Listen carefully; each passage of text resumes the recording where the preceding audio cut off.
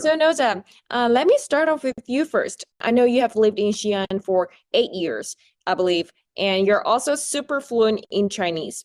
Could you share with us how your academic journey began in China and how does it align with your expectations? History with China is very long. When I was in secondary school, in that time, my brother was very lucky to came to China in that time in 2003, and he gave to me a small Great Wall. Until now, these souvenirs are very deep in myself. My first time to Beijing, it was in 28. In that time, the Olympic Games in many environment, good environment, the deep impact on me. I take the decision to live in China. I came to Xi'an. The first time was in 2012. Historic city is the ancient capital of China. I found Hanfu is very nice, very beautiful. My daughter liked too, so I bought to her one. Now let's turn our attention to the broader strategic insights from Professor Wang Jin. So Professor Wang, could you provide us with your insights on the educational and cultural exchanges that have been fostered between China and Tunisia over the years?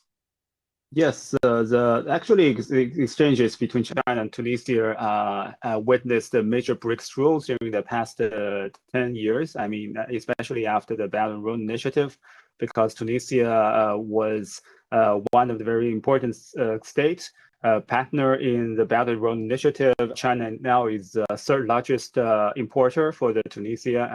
We have to know one of the most important historic moments during the past years was that Xi Jinping, our Chinese president, met with Tunisia President Said in Riyadh at the end of the 2022. More and more Chinese students and scholars visited Tunisia. Although we were not near country, near neighbor, we're far away, but the distance now becomes shorter and shorter, given our hearts are connecting with each other, and our shared destiny bring us closer. Yeah, I believe we are all really excited about more and more people-to-people exchanges between the two countries. Also, building on that perspective, Professor Wang, in your view, what strategic significance underpins the collective cooperation between China and North African states, including Tunisia?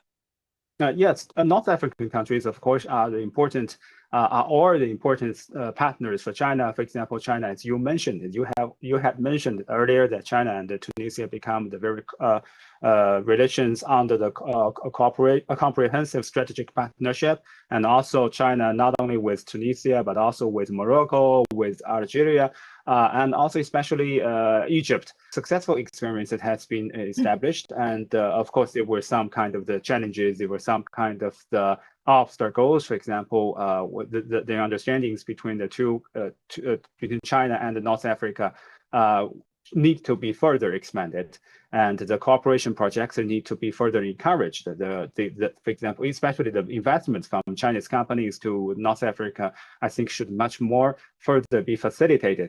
Yeah, definitely. We're looking forward to more cooperations and projects between the two sides in the future. Nozha, let me get back to you.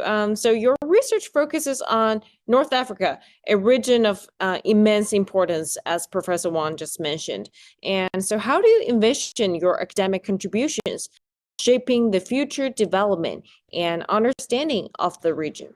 Okay, language is a means of exchanging of ideas, of concepts, of and thoughts. So I want, through my studies and experience, to learn more about China, really, and about the Chinese development process.